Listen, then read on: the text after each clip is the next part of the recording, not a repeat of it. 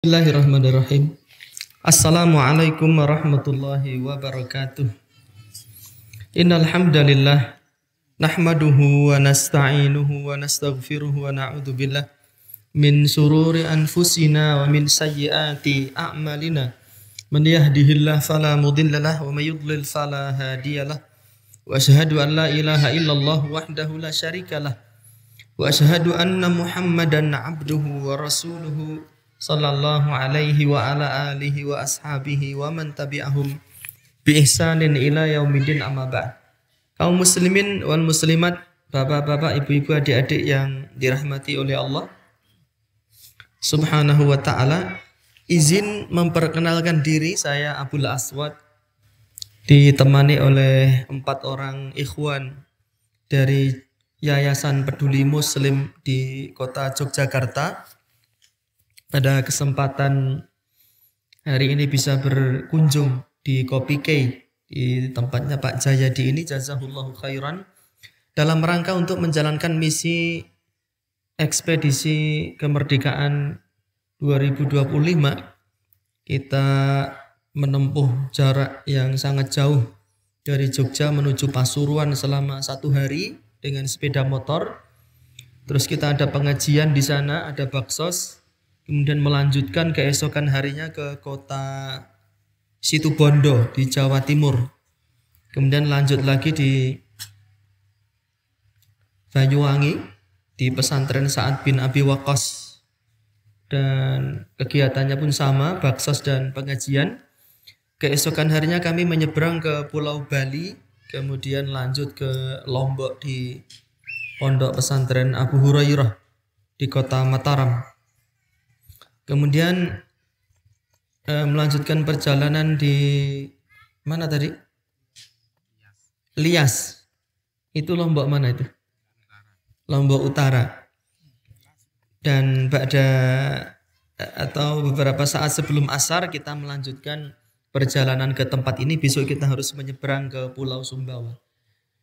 Di Lias tadi kita melaksanakan kegiatan pipanisasi, pemasangan pipa sejauh 4,5 km untuk mengalirkan air dari mata air menuju ke perkampungan untuk dimanfaatkan oleh kaum muslimin di sana. Kemudian yang kedua, pengajian kita sore hari ini adalah pengajian yang istimewa. Saya secara pribadi 2 atau 3 tahun yang lalu pernah berkunjung ke tempat ini untuk melakukan pendakian ke Puncak Rinjani, daurah di Segara Anak. Alhamdulillah hari ini Allah Ta'ala takdirkan untuk bisa berkunjung kembali ke tempat ini. Pengajian sore hari ini adalah amalan pelebur dosa.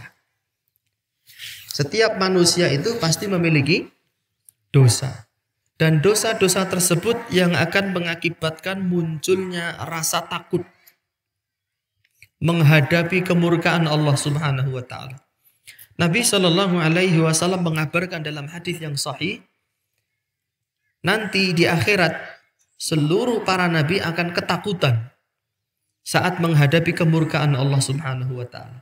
Nabi Isa alaihi salam mengatakan, laqad ghadiballahu al-yawma ghadaban.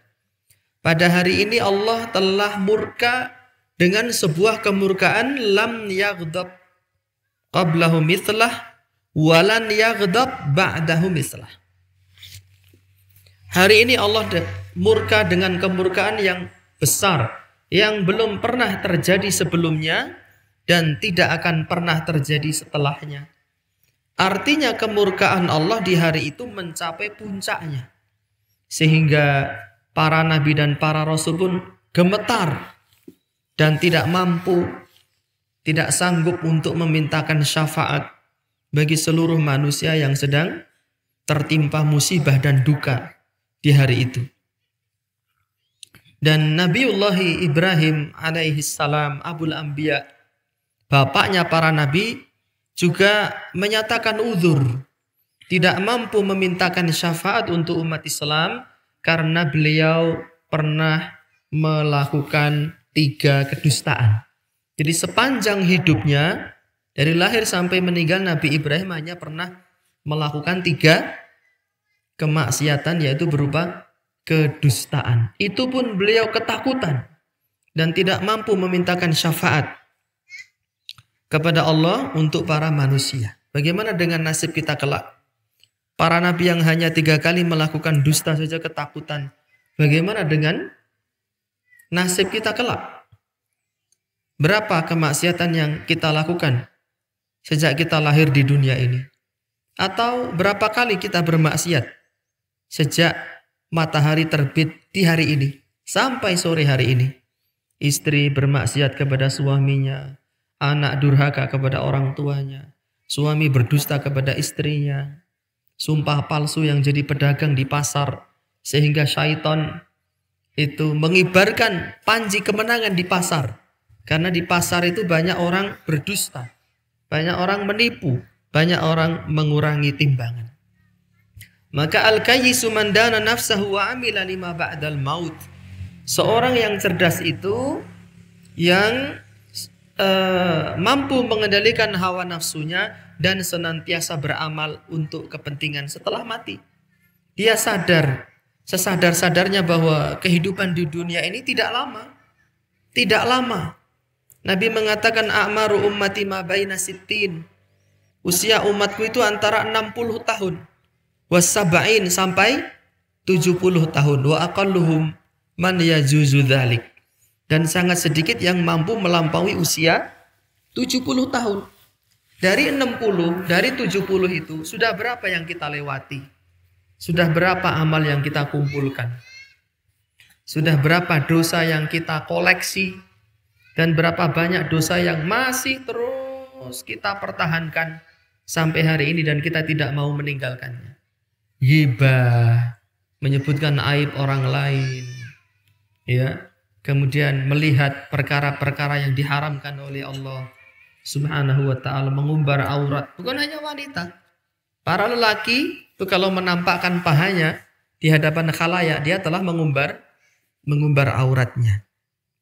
Maka Imam Asy-Syafi'i di dalam syairnya mensifati ada sebagian manusia itu yang cerdas.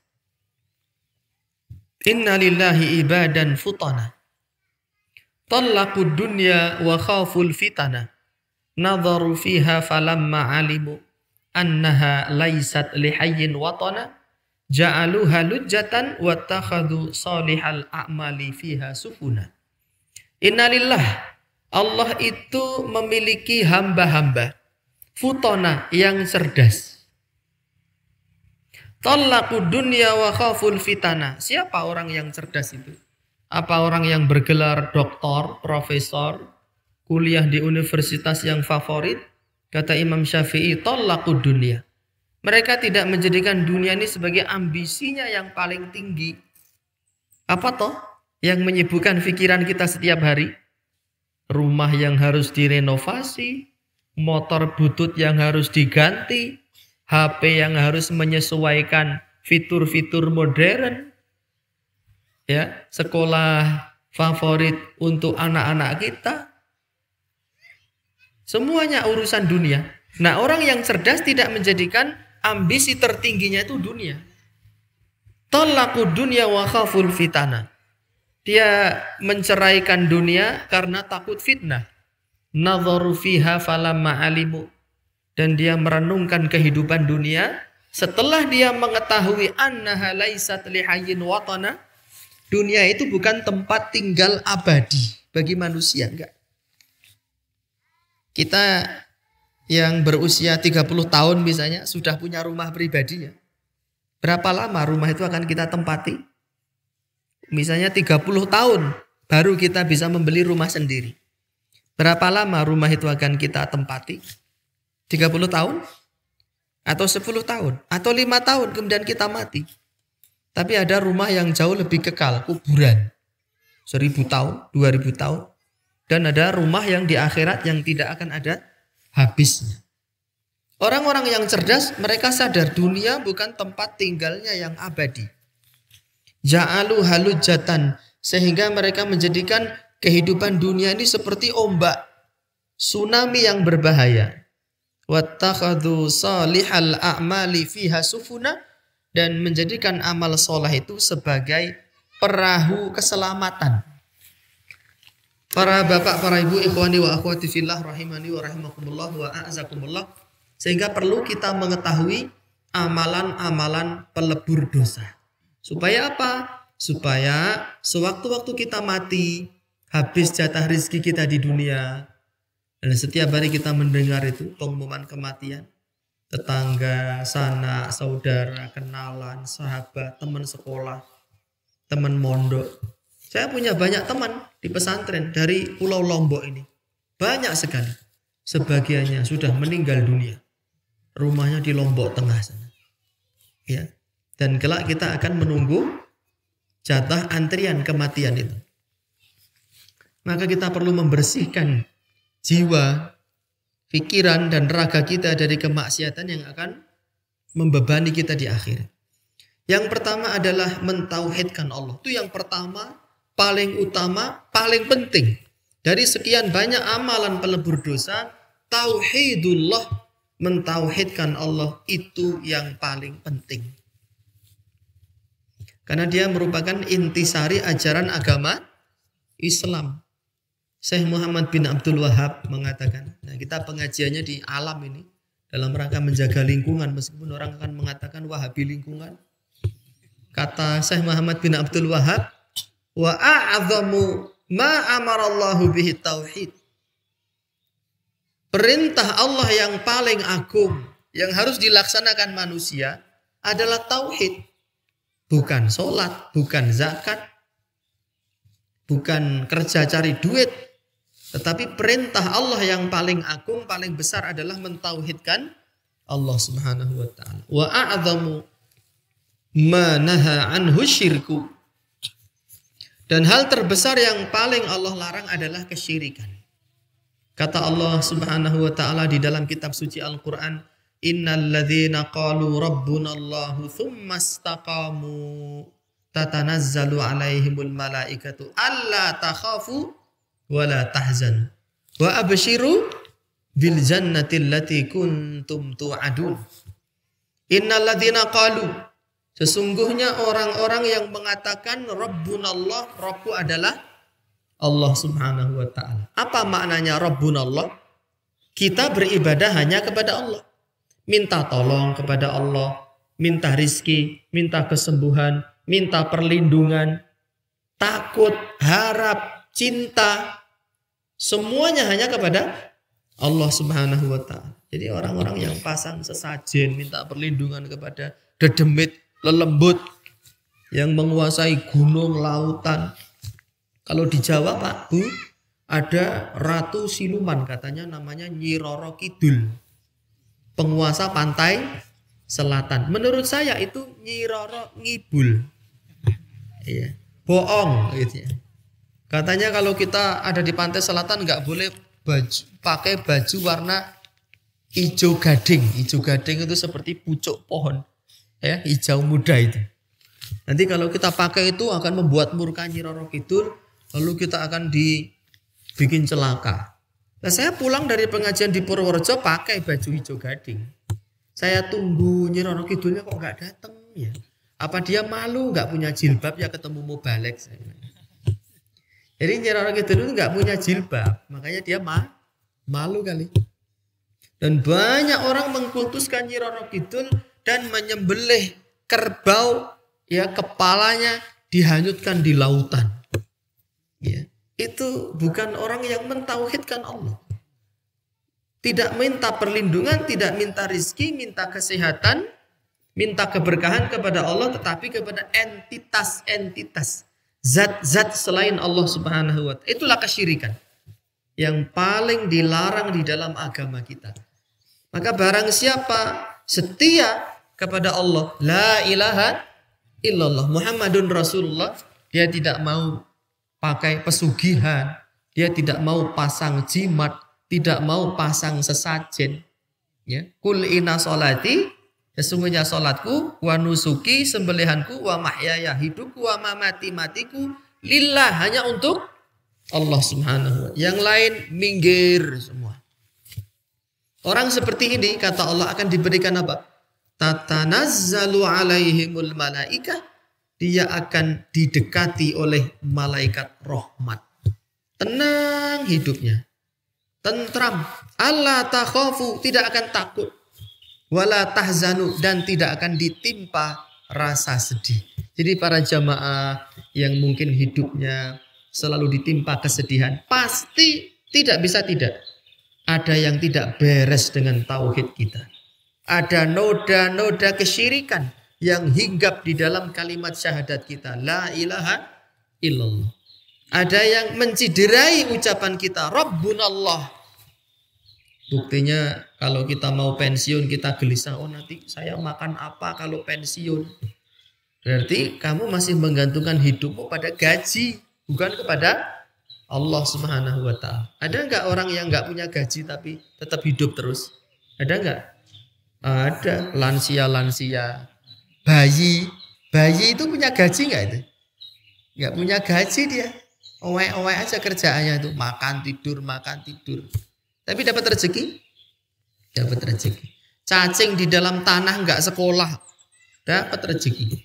Wa ma min dabbatin fil ardi illa 'alallahi rizquha.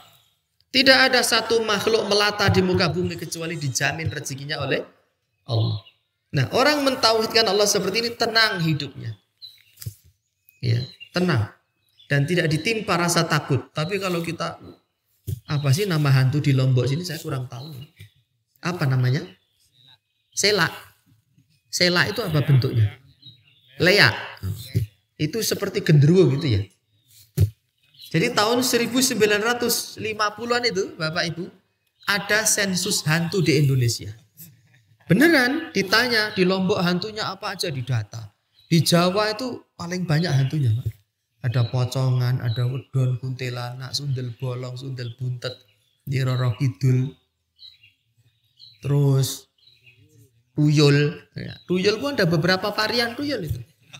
Beneran ada memet, ada tuyul, ada intro. Lalu didapatkan kesimpulan 1950 ada 120 spesies hantu di Indonesia. Bayangkan. Dan di zaman sekarang ini hantu yang dulu tidak ada sekarang menjadi ada. Contohnya suster ngesot. Terus apa lagi? Kolor hijau. Babi ngepet. Dulu waktu saya kecil nggak ada itu hantu-hantu itu. Kok sekarang jadi ada? Kesimpulannya apa? Sebenarnya memang tidak ada, cuma diada-adakan oleh orang itu. Maka negara kita itu kalau lomba hantu itu nomor 1 sedunia. Hantunya paling banyak. Tapi kalau di Eropa hantunya cuma 2, Dracula sama Casper. Nggak ada yang lain. Ya. Maka orang yang memiliki kepercayaan takhayul, klenik, khurafat, bid'ah seperti ini dipenuhi rasa takut kehidupannya. Oh di sana ada hantu, oh di sana ada leak, di sana ada genderuwo, takut. Tapi orang-orang yang beribadah kepada Allah dan setia, alla takhafu wala tahzan, tidak akan sedih dan tidak akan takut. Wa absyiru bil jannah. Padahal tadi nanti di akhirat kan manusia pada ketakutan semua. Kata Allah khusus untuk orang-orang bertauhid tidak akan takut. Wa absyiru bil jannah. Dan berbahagialah kalian dengan surga allati kuntum tu'adun yang sudah dijanjikan kepada kalian. Ya ayyatuhan nafsul mutmainnah irja'i ila rabbiki radiyatan mardiyatan. Wahai jiwa yang tenang, yang tidak takut, yang tidak sedih, yang setia kepada Tuhannya, yang setia kepada kalimat syahadat la ilaha illallah. Ya, masuklah kalian ke dalam surga dengan penuh damai. Alhamdulillah. Kemudian di dalam hadis kudusi Allah Subhanahu wa taala mengatakan, ya bena Adam, wahai anak Adam. Kita ini anak siapa? Anak Adam, kecuali Darwin menganggap dirinya anak monyet. Ya terserah dia pengen jadi anak monyet. Kalau kita alhamdulillah anaknya Adam, anaknya Nabi kita. Alhamdulillah. Kalau orang Yahudi jadi anaknya monyet ya terserah orang Yahudi. Lau ataitani wahai anak Adam. Kalau engkau datang menghadapku biqurabil ardi khataya dengan membawa dosa sepenuh bumi. la ataituka bi qurabil ardi maghfiratan summa la tusyriku bi syai'an la ataituka bi qurabil ardi maghfiratan. Kemudian engkau datang kepadaku dalam keadaan tidak melakukan kesyirikan sedikit pun, maka aku akan menyambut engkau dengan membawa pengampunan sepenuh bumi. Dosa kita banyak, dosa kita melimpah ruah sampai sepenuh bumi. Tapi kalau kita setia kepada tauhid la ilaha illallah dan jauh dari kesyirikan, Allah janji akan menyambut kedatangan kita dengan membawa pengampunan sepenuh bumi. Sehingga dosa sepenuh bumi berhadapan dengan ampunan Allah sepenuh bumi, hilang semua. Endingnya adalah wa absyiru bil jannah. Berbahagialah kalian dengan surga. Kaum muslimin rahimani wa rahimakumullah, maka jangan pernah menakut-nakuti anak-anak kita dengan cerita-cerita khurafat, dengan cerita-cerita klenik. Ya, tanamkan akidah tauhid di dalam hati, jiwa dan anak-anak kita agar mereka menjadi generasi yang kuat, generasi yang kokoh, yang tidak cengeng, yang takut hanya dengan cerita-cerita khurafat yang palsu itu. Dan kebanyakan cerita khurafat itu palsu. Ini nanti jamaah silahkan membuktikan ya. Dibuka di YouTube, ada sebuah reportase dari anak-anak yang mengaku dirinya indigo. Judul videonya Rumah Pocong Sumi. Mungkin supaya agak horor, nadanya dibikin berat terus agak pelan gitu ya. Rumah Pocong Sumi gitu. Di Kota Gede, Yogyakarta. Konon katanya rumah ini besar, kosong, ditempati Mbak Sumi, lalu Mbak Sumi dirampok, mati, terus menjadi arwahnya gentayangan jadi hantu pocong. Banyak dukun-dukun datang ke situ. Pakai kamera begini. Wah, itu Mbak Sumi lagi di pojok rumah. Kita salami, dia diem aja, mukanya pucat. Bentuknya pocongan. Itu yang nonton ratusan ribu jamaah. Banyak orang percaya. Padahal setelah dicek ke kampung itu, tanya sama Pak RT, Pak RW, Pak Lurah, di kampung ini nggak pernah ada warga yang namanya Sumi, nggak ada. Ya. Terus rumah itu rumah siapa Pak RW? Itu rumah kosong miliknya Haji Muhammad Rasidi. Ada yang tahu? Kenal Haji Muhammad Rasidi? Dia adalah Menteri Agama pertama di Negara Kesatuan Republik Indonesia di era Insinyur Soekarno. Itu pahlawan nasional. Pahlawan nasional, Menteri Agama.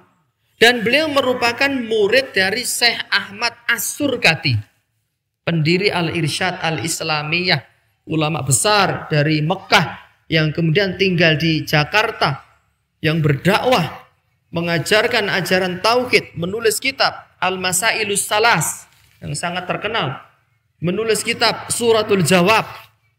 Di antara murid-murid Syekh Ahmad Surkati adalah Haji Muhammad Rasidi, seorang ulama besar dari Yogyakarta, Menteri Agama yang pertama, yang membantah pemikiran liberal dari Harun Nasution.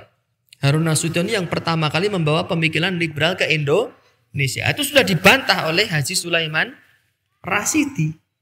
Rumahnya ulama, rumahnya pahlawan nasional, ya, rumahnya Menteri Agama pertama di Republik Indonesia diklaim sebagai rumah pocong Sumi oleh para dukun dan anak-anak indigo itu. Kacau tidak itu? Kacau. Tapi banyak umat Islam percaya dan tertipu dengan cerita-cerita klenik, takhayul dan khurafat.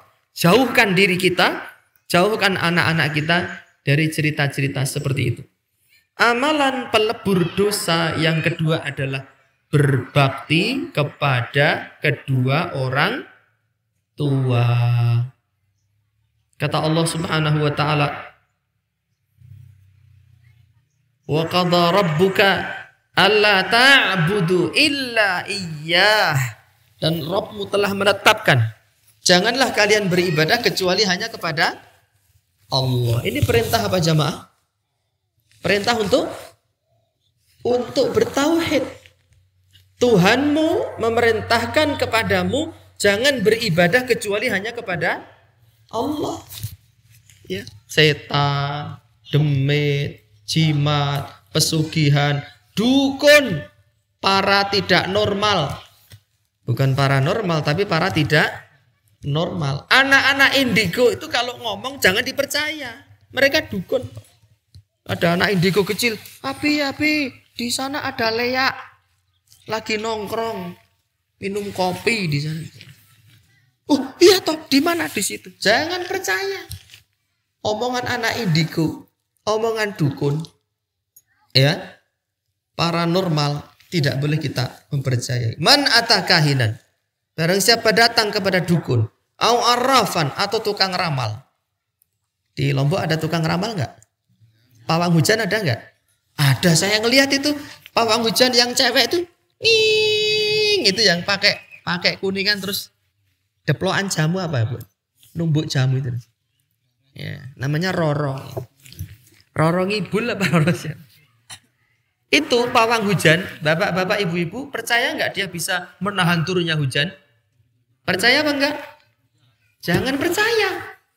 Gimana dia mau menahan hujan yang ribuan atau jutaan liter? Wong dia menahan pipisnya saja yang cuma segelas nggak kuat kok. Bener nggak? Coba pawang hujan itu disuruh nahan pipis 3 hari, kuat nggak dia? Hanya 1 gelas nggak mampu menahan air pipisnya, kok mampu menahan air hujan. Na'udzubillahi min dzalik. Sampai mana kita tadi? Arahnya ke situ. Yaitu perintah untuk mentauhidkan Allah. Dukun minggir. Kemudian wabil walidaini ihsana. Dan berbakti kepada kedua orang tua. Setelah tauhid, Allah memerintahkan kita untuk berbakti kepada kedua orang tua. Wabil khusus saat orang tua kita sudah manula. Manusia lanjut usia. Di dalam kitab Al-Adabul Mufrad, Al-Imamul Bukhari rahimahullahu ta'ala meriwayatkan sampai kepada Toisalah bin Mayyas. Toisalah bin Mayyas ini mengatakan, kuntu ma'an najdat. Dahulu saya ini bergabung bersama sekte Najdat. Sekte Najdat itu adalah sekte Khawarij yang dipimpin oleh Najdat bin Amir. Itu sekte sesat, Pak. Kalau di era kita sekarang ya kayak teroris gitu. Khawarij yang suka mengkafirkan umat Islam lalu membunuh umat Islam dengan serampangan itu. Melakukan pengeboman. Yang dibom bukan cuma orang kafir, orang Islam.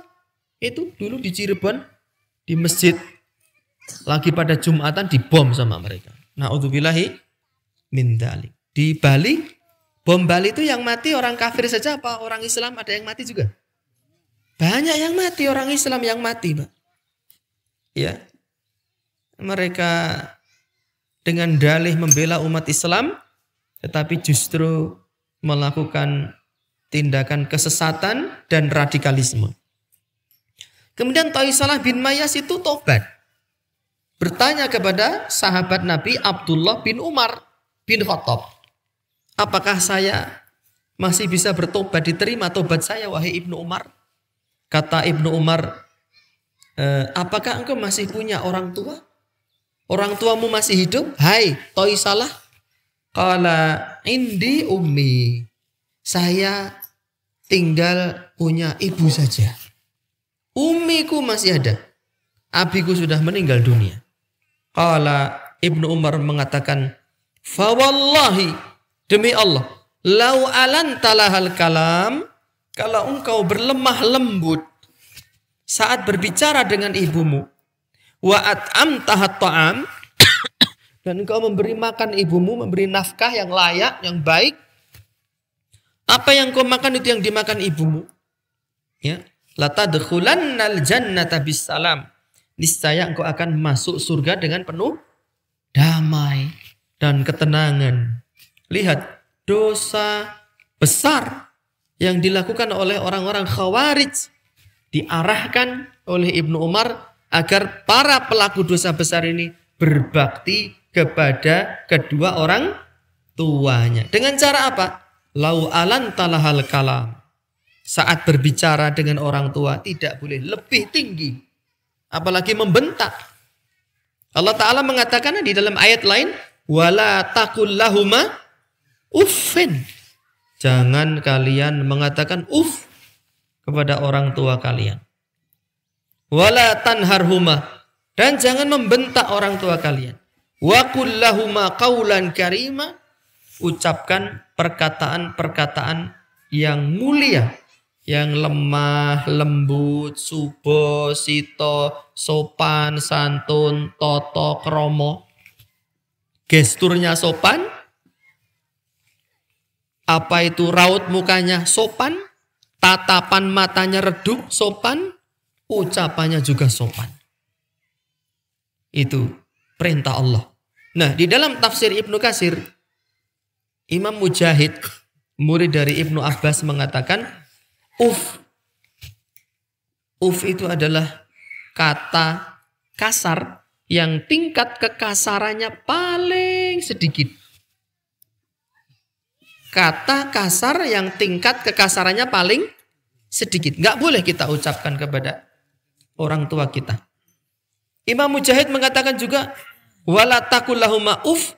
Jangan kalian mengatakan Itu maksudnya adalah janganlah kalian mengucapkan menampakkan muka jijik saat kalian membersihkan kotoran orang tua kalian yang sudah jompo, yang sudah manula, yang bed rest, lumpuh, setiap hari ada di tempat tidur di kasur, lalu dia buang air besar di kasur, pipis di kasur, dan kalian membersihkan kotoran orang tua kalian, kalian tidak boleh mengucapkan atau menampakkan muka jijik. Bahasa kasarnya nih, kalau kita sedang membersihkan tai orang tua kita, kita nggak boleh gitu misalnya. Ngendak kayak mangkel aku misalnya. Tidak boleh. Tapi gimana Ustadz, saya sebagai manusia biasa kotoran manusia itu saya sampai gitu. Pengen tak kasih tahu nggak supaya kita tidak mual-mual? Pengen apa enggak? Ambil masker, lapis 5, terus parfum ini 1 seloki ini guyurkan semua, berjuk, terus dipakai, lalu bersihkan kotoran orang tua kita. Kita tidak akan bau. Kalaupun bau tidak akan horor lah ya. Aromaterapi gitu. Sampai seperti itu para jamaah. Imam Mujahid memerintahkan kita saat orang tua kita jompo, buang air besar di tempat tidur, kita membersihkannya, kita nggak boleh menampakkan muka jijik. Kenapa harus seperti itu? Karena dulu orang tua kita membersihkan kotoran kita juga tidak merasa jijik. Bener apa enggak? Ada yang pernah punya bayi? Bayiku yang paling ganteng, yang paling cantik. Tiba-tiba buang air besar, jurot gitu. Bayi kurang ajar apa dibuang gitu? Dibuang ke sawah gitu? Kan enggak. Ya, pagi-pagi udah mau berangkat ke kantor, dipipisi bayinya. Alhamdulillah dikasih hadiah sop sama anak tercinta. Sop bening. Masya Allah, kasih sayang orang tua. Ya, anaknya belepotan kotoran tai dibersihkan dengan penuh kasih sayang. Itu orang tua kita. Maka nanti kalau orang tua kita jadi anak kecil, kita juga harus membersihkannya dengan penuh kasih sayang. Itu bakti kepada orang tua mudah sekali diucapkan, tetapi berat untuk dilaksanakan. Illa man rahimahullah, kecuali bagi orang-orang yang dirahmati oleh Allah Subhanahu wa ta'ala. Maka suwarus salaf, gambaran kehidupan para ulama salaf di dalam bakti mereka kepada orang tua itu sangat luar biasa sekali. Seperti Muhammad Ibnul Munkadir, salah seorang ulama tabi'in. Beliau sampai meletakkan wajahnya di tanah lalu meminta kepada ibunya untuk menginjak pipinya. Ada hadis palsu mengatakan al-jannatu tahta aqdamil ummahat. Surga itu di bawah telapak kaki ibu. Itu hadis enggak sahih. Tetapi ada hadis lain yang sahih dan memiliki makna yang mirip. Nabi mengatakan ilzam rijlaha fathammal jannah. Setialah engkau pada kaki ibumu, di sana ada surga. Nabi memerintahkan kita untuk setia kepada kaki ibu kita. Kaki ibu kita capek, kita pijiti, kita elus-elus dengan penuh kasih sayang. Di sanalah ada surga, kata Nabi. Jangankan setia kepada kaki. Sebagian kita itu ketemu ibu kita, mencium pipinya aja nggak mau. Jangankan kaki, mencium pipinya saja tidak mau. Gengsi, naudzubillah min dzalik. Itu orang dikatakan oleh syariat Islam sebagai salah satu penyebab hapusnya dosa kita, penyebab masuknya kita ke dalam surga. Nah, kita nggak mau menciumnya. Semoga setelah pengajian ini para jamaah yang belum pernah mencium ibunya diberikan kekuatan oleh Allah untuk melakukan amal soleh, mencium pipi ibunya, menghormati ibunya, berbakti kepada orang tuanya. Sampai-sampai di dalam kitab Siyar A'lamin Nubala, tulisan Imam Adz-Dzahabi rahimahullahu ta'ala, Muhammad Ibnul Munkadir mengatakan, bata akhi yusalli, saudaraku semalam suntuk melakukan sholat. Wabitu ana agmizu qadamai ummi, sedangkan aku begadang di malam hari itu memijiti kaki ibuku. Muhammad Ibnul Munkadir punya saudara laki-laki, sholat Pak semalam suntuk dari Isya sampai Fajar. Ibnul Munkadir memijiti kaki ibunya, begadang. Lalu beliau mengatakan, saya tidak mau bertukar posisi dengan saudaraku. Artinya, memijiti kaki ibu menurut Ibnul Munkadir lebih utama dan lebih besar pahalanya daripada sholat malam semalam suntuk. Hisham bin Hasan bertanya kepada Al-Hasan Al-Basri, inni ata'allamul Quran. Wahai Hasan Basri, sesungguhnya aku sedang belajar kitab suci Al-Quran. Wa inna ummi tantadhiruni bil asya. Sedangkan ibuku menunggu aku untuk makan malam bersamaku. Kata Hasan Basri, ta'asyal asya'a ma'a ummika. Engkau makan malam bersama ibumu, taqiru biha ainuha, sehingga membuat hatinya gembira. Ahabbu ilayya, lebih aku cintai, min hajjatin tahujjuha tatawu'an, daripada haji sunnah yang engkau lakukan. Haji sunnah itu haji yang kedua, ketiga dan seterusnya. Itu haji sunnah.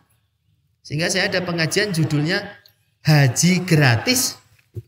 Kita bisa melakukan amalan yang setara dengan pahalanya orang berhaji tanpa kita harus bayar ONH. Tanpa kita harus antri selama puluhan tahun. Di antaranya dengan makan malam bersama ibu. Yang masih punya ibu, ajak wisata kuliner ibunya. Istriku, anak-anakku, kalian minggir dulu di rumah.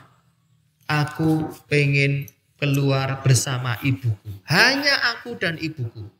Istri minggir, anak minggir, saudara minggir. Ini adalah ummi time. Ini waktu untuk ibuku. Bukan kok setahun sekali. Oh ibu, di hari ibu ini ku ingin mengucapkan selamat hari ibu. Ku persembahkan sekuntum bunga untukmu, Bu. Oh iya, tolong ibu diberikan sate. Wah nanti aja Bu, mahal. Sate gembus saja yang murah. Itu anak cap apa kayak gini? Anak menungso apa anak celeng? Na'udzubillahi min dzalik. Begitulah bakti orang tua, bakti anak kepada ibunya. Haywah bin Shuraih, ulama besar, sedang pengajian itu. Yang dihadiri orang banyak di masjid. Ibunya datang. Kum ya Haywah. Berdiri engkau hai Haywah. Kasih makan ayam kita di rumah. Bayangkan Pak. Ada ulama besar ngisi tabligh akbar. Ibunya datang. Kasih makan ayam di rumah. Gimana kehormatannya? Tahu. Kalau kita yang jadi ulamanya gimana? Orang Lombok manggil ibunya gimana sih? Ina. Ayuhal Ina. Wahai Ina, apakah Ina tidak melihat saya sedang pengajian? Dilihat segitu banyaknya. Ada videonya live kok disuruh makan. Kasih makan ayam katanya. Tapi apa kata Haywah? Fa kharaja Haifah minal majlis. Dia keluar dari majelis kasih makan ya, ayam terus kembali ke masjid untuk melanjutkan pengajian. Itu bakti ulama kita. Saya tidak mengklaim saya sudah pandai berbakti, enggak. Kita sama-sama belajar dan saling mengingatkan dan meyakini bahwa bakti kepada orang tua itu menjadi salah satu penyebab hapusnya dosa dan kemaksiatan yang kita lakukan. Dan Usamah bin Zaid, salah seorang sahabat Nabi, ya, beliau pernah melobangi pohon kurma yang dia miliki untuk diambil jantungnya. Sedangkan kurma di era Utsman bin Affan itu harganya setinggi langit, harganya mahal, mencapai 2.000 dirham. Sehingga orang-orang merasa aneh, wahai Usamah, apa yang ente lakukan? Ente tahu harga kurma sedang mahal kok malah dibolongi, dilubangi, diambil jantungnya. Apa kata Usamah? Ibuku menginginkan jantung pohon kurma. Tidaklah ibuku menginginkan sesuatu dan aku mampu untuk melakukannya, pasti akan aku lakukan. Gak peduli dengan harga kurma yang sedang tinggi. Gak takut miskin. Tidak takut kehilangan harta. Kalau ibunya minta, kasih. Itu teladan dari para ulama kita. Dan kita harus yakin seyakin-yakinnya setiap rupiah yang kita keluarkan untuk bakti kepada ibu kita pasti akan diganti oleh Allah Subhanahu wa ta'ala dengan ganti yang lebih baik lagi. Wah, para ummahat, para akhwat, mbak-mbak, adik-adik remaja putri, saat menyaksikan suami anti berbakti kepada ibunya, jangan cemburu. Jangan apa?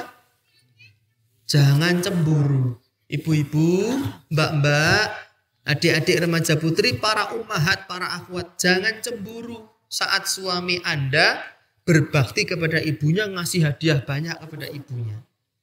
Kenapa? Karena artinya suami Anda dan Anda sedang mempersiapkan anak-anak yang kelak akan memuliakan Anda sebagai ibu. Ya.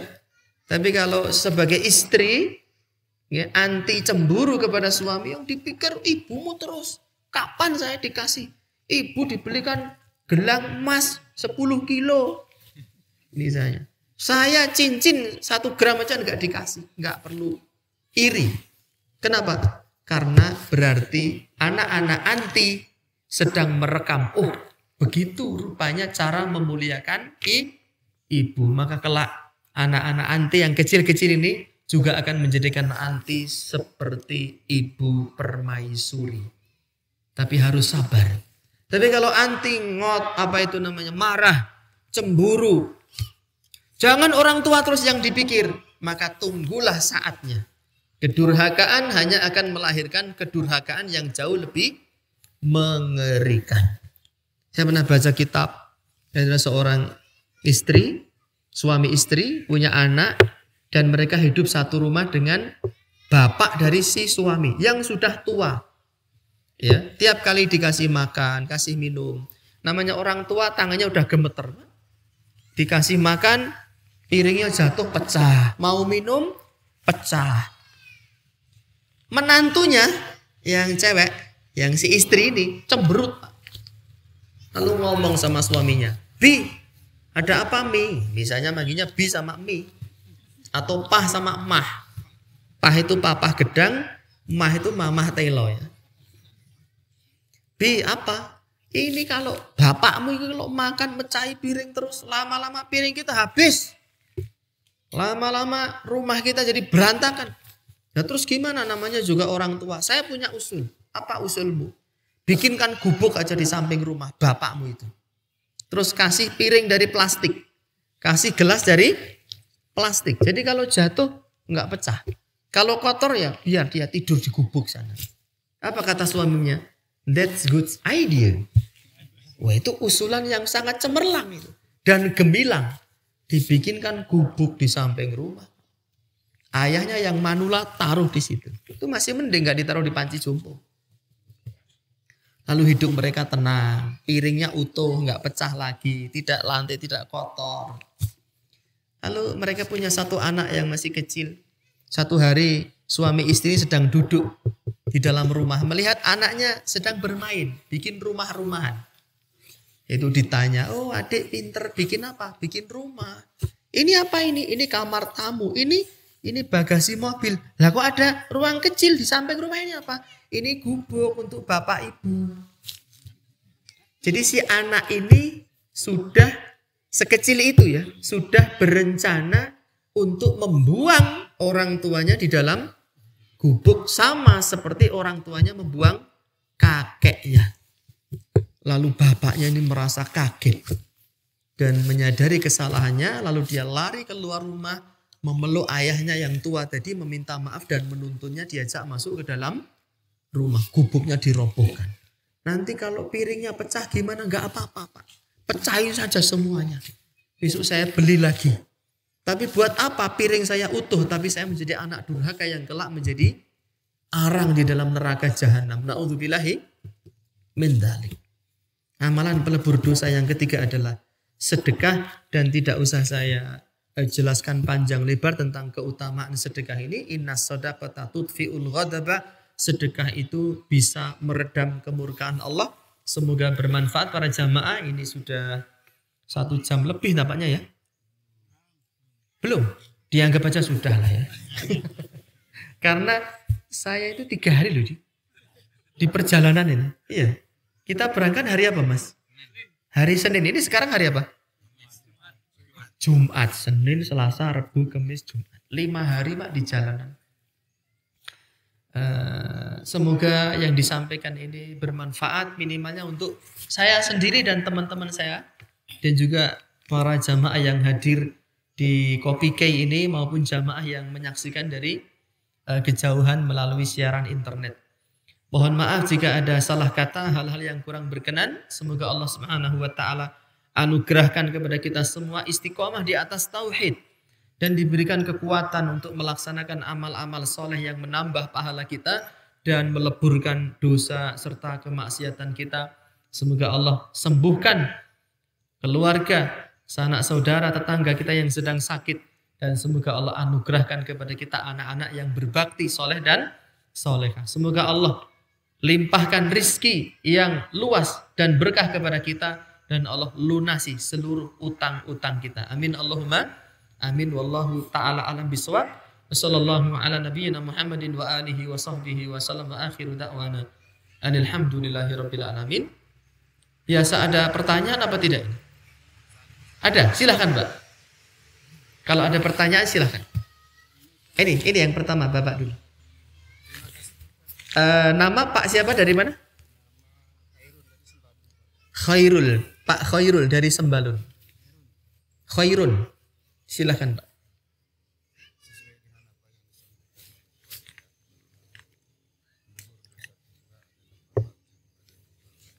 Iya.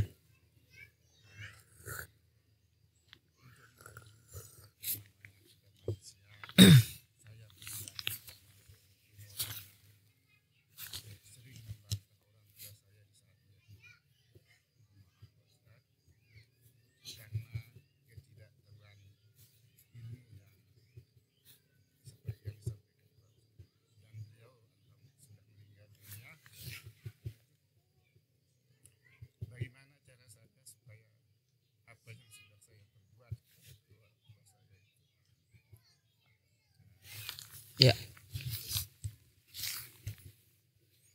Tidak menjadi beban, menjadi dosa Iya. Iya. Jadi pertanyaannya adalah tentang bagaimana cara berbakti kepada orang tua yang sudah meninggal, karena dulu waktu hidup di dunia kita tidak jarang melakukan kedurhakaan. Kedurhakaan itu bukan dengan cara berbuat jahatnya. Ada ucapan-ucapan atau sikap diam kepada orang tua itu dianggap sebagai sebuah kedurhakaan. Para ulama mengatakan barang siapa memelototi orang tua meskipun dia nggak ngomong apa-apa, itu sudah durhaka. Mengangkat suara lebih tinggi membentak orang tua itu durhaka. Ya. Terus bagaimana cara meminta maaf setelah orang tua kita meninggal? Ya, para ulama menjelaskan yang pertama dengan menjalin silaturahim dengan orang-orang yang dulu dicintai oleh orang tua kita ketika masih hidup. Misalnya orang tua kita itu sangat sayang kepada adiknya. Otomatis kita manggilnya dia bule. Kalau bahasa Lombok apa? Adiknya Ina. Tante. Oh, tante katanya. Kita berbuat baik kepada tante. Tantenya dikunjungi, dikasih hadiah, ya. Dibuat gembira. Atau ibu kita, orang tua kita punya sahabat di waktu mesantren, waktu sekolah, kita kunjungi.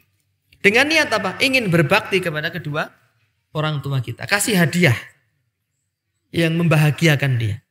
Saya adalah anaknya fulana, bu, pak. Saya ingin menyambung tali silaturahim sebagai bentuk bakti saya kepada orang tua saya. Yang kedua, melunasi hutangnya. Hutang-hutangnya. Kalau orang tua kita punya hutang, harus segera dilunasi. Nabi dalam sebuah riwayat yang bersambung sampai kepada sahabatnya, tidak mau mensolati jenazah yang mati masih memiliki utang 2 dinar. Tidak mau mensolati. Lalu Abu Qatadah mengatakan, wahai Nabi, saya yang akan menanggung hutang 2 dinar dari si mayit ini. Maka Nabi kemudian mau mensolatinya. Kemudian keesokan harinya Nabi bertanya kepada Abu Qatadah, ya Abu Qatadah, wahai Abu Qatadah, gimana kabar utang yang 2 dinar kemarin? Apakah sudah dibayar? Kata Abu Qatadah, belum wahai Nabi. Kan saya sanggup bayarnya kemarin. Hari ini baru mau akan saya bayar. Ya sudah, segera dibayar. Ketika sudah dibayar, Abu Qatadah lapor kepada Nabi. Sudah saya bayar wahai Nabi. Kata Nabi, al-ana qad baradat jildatuhu. Sekarang ini si mayit itu sudah dingin kulitnya. Kata Syekh Ahmad Hatibah, ucapan Nabi al-ana qad baradat jildatuhu, sekarang sudah mendingin kulit dari si mayat ini, menunjukkan orang yang mati punya utang, dia mendapatkan siksa di dalam kubur sampai gosong kulit. Dalam ayat kan disebutkan itu, kullama nadajat juluduhum baddalnahu juludan ghairaha. Setiap kali kulitnya menghitam karena hangus, kami ganti dengan kulit yang baru, liyadzuqul azab, supaya dia merasakan pedihnya azab. Setelah utangnya dilunasi, baru dingin kulitnya itu. Maka sebagai anak yang berbakti, kita cari info. Orang tua kita punya utang, lunasi semuanya. Agar orang tua kita bebaskan dari sengatan api neraka. Yang ketiga ini membahagiakan jamaah yang hadir di sini. Insya Allah membahagiakan. Kalau masih jadi manusia normal ya. Apa itu? Kok membahagiakan? Cara berbakti anak kepada orang tuanya yang sudah meninggal. Kalau kita dulu belum diakikohi adalah dengan cara mengakikohi diri kita sendiri. Kata Nabi, kullu mauludin murtahanun biaqiqatih. Setiap bayi lahir tergadai dengan akikahnya. Apa makna tergadai dengan akikahnya? Kata Imam Atha Al-Khurasani, ulama tabi'in. Ya. Bayi tergadai dengan akikahnya. Bayi yang belum diakikahi oleh orang tuanya, kelak di akhirat anak ini tidak bisa memberikan syafaat kepada orang tuanya. Itu penafsiran salaf. Imam Atha Al-Khurasani. Berdasarkan asar ini, sebagian ulama kita mengatakan akikah itu wajib, bukan sunnah. Yang sunnah di hari ke-7. Nggak bisa hari ke-7, hari 14. Nggak bisa hari 14, hari ke-21. Itu nas menyebutkan begitu. Kalau hari 21 tetap nggak bisa, tidak ada keterangan hari-hari lagi. Artinya apa? Silahkan dilakukan di hari manapun selama kita masih memiliki apa? Kelonggaran rizki. Jadi kalau orang tua kita dulu belum mengakikahi kita sebagai bentuk bakti kita kepada orang tua kita. Ini fatwa dari Syekh Masyhur Hasan Al-Salman, murid senior dari Imam Al-Bani. Sebagai bakti kita kepada orang tua kita, kita mengakikahi diri kita, ya, supaya kita kelak di akhirat bisa memintakan syafaat untuk orang tua kita. Maka jamaah di sini yang merasa belum diakikahi, satu saat beli kambing, bawa ke kopi ke sini, potong di sini, masak di sini, lalu pengajian, lalu kita makan besar di sini bersama-sama. Seneng nggak kira-kira? Seneng jamaahnya, Pak. Saya yang nggak ikut bisa merasakan ini. Nanti dikirim ya. Wah, saya diundang dari Jawa Tengah ke sini untuk makan kambing. Tiketnya 2 juta, Pak. Kambingnya 1 juta. La ilaha illallah. Kira-kira ada nggak jamaah yang belum diakikoi? Kira-kira nih, ada nggak? Banyak katanya. Dan kambing akikah itu syaratnya sama dengan kambing kurban. Kalau dia berupa kambing usia minimal 1 tahun. Tidak harus jantan. Itu berdasarkan ijma para ulama. Sekarang saya tanya, kambing 1 tahun, betina di Sembalun sini berapa harganya? Berapa? Di bawah 1 juta. La ilaha illallah. Murah, di bawah 1 juta. Kalau untuk kambing domba, usia minimalnya 6 bulan. Betina, boleh. Berapa harga domba betina usia 1/2 tahun di Sembalun? Nggak ada domba sini. Beneran? Kenapa? Oh, nggak suka ya? Oh, Masya Allah. Padahal yang sunnah, Nabi itu berkorban sunnah pakai apa? Domba. Ya sudah, kalau nggak ada domba, kambing nggak apa-apa lah. Misalnya bapak ini namanya siapa? Pak Hafid. Hapin. Siapa? Arpin. Ya, Pak Arpin misalnya belum diakikahi. Pak Khairun belum diakikahi. Kan akikahnya berarti kambing 2 kan? Pak Arpin 2, Pak Khairun 2, disembelih di sini kan, wah sudah zen banget itu, mantap, gitu kan? Setuju enggak kira-kira nih? Ini pengajian rutin apa berkala ini? Ada pengajian rutinnya kan? Nah, itu sebagai salah satu bentuk bakti kita kepada kedua orang tua. Jamaah senang, ya dia dapat gulai kambing. Kalau sisa gimana Ustaz? Bungkus. Boleh dikirimkan ke Jawa nanti. Ya. Tapi bau ya kalau dikirim ke Jawa. Gimana Mas Adib? Nanti kalau kita dapat undangan ke sini lagi nggak kita? Bisa diatur katanya, Pak. Masya Allah. Terus apa bakti kepada kedua orang tua berikutnya adalah bersedekah atas nama orang tua. Jadi kita kalau ada kelonggaran rezeki ini, sedekah niat pahalanya diberikan kepada kedua orang tua.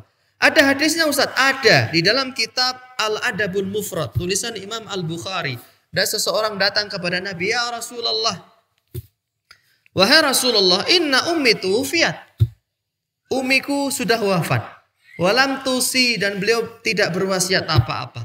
Afayan fa'uha an atasaddaqa anha. Apakah bermanfaat kalau aku bersedekah atas nama ibuku? Qala na'am. Kata Nabi, iya, manfaat itu. Maka bersedekahlah. Enggak harus banyak. 10.000, 5.000, 2.000. Ya Allah, saya sedekah, pahalanya saya berikan. Niatkan untuk ibu saya. Boleh itu. Ada hadis sahih. Kemudian yang paling penting adalah mendoakan ayah ibu kita sesering mungkin. Rabbi gfirli waliwa lidayah warhamhuma kama rabbayani saghira. Yang dinantikan oleh orang tua yang sudah mati dari anak-anaknya adalah doa anak yang saleh. Idza mata ibnu Adam, Jika anak Adam mati, in qata'a amaluhu, seluruh amalnya putus. Ila min salasin, kecuali 3. Min ilmin yuntafa'u bihi, ilmu yang bermanfaat. Min sodakatin jariyatin, sedekah yang mengalir pahalanya. Awaladin solihin yad'ulahu, atau anak soleh yang mendoakannya. Saya kira pertanyaannya cukup 1 saja ya. Saya sudah lemes ini. Nanti ada pengajian lagi ba'da maghrib ya. Kenapa? Sudah terwakili. Alhamdulillah. Kita cukupkan. Semoga bermanfaat. Jazakumullahu khairan Bapak Ibu atas kehadirannya. Semoga pertemuan kita, persahabatan kita, pertemanan kita langgeng sampai di surga Allah Subhanahu wa taala. Amin Allahumma amin. Kalaupun kita tidak bertemu lagi setelah hari ini, semoga kita kelak dipertemukan oleh Allah di surga abadi dengan penuh kegembiraan. Amin Allahumma amin. Wa sallallahu ala nabiyyina Muhammadin wa alihi wa sahbihi wa sallam, wa akhiru da'wana anil hamdulillahi rabbil alamin. Wassalamu alaikum warahmatullahi wabarakatuh. Amin antum kadzalik.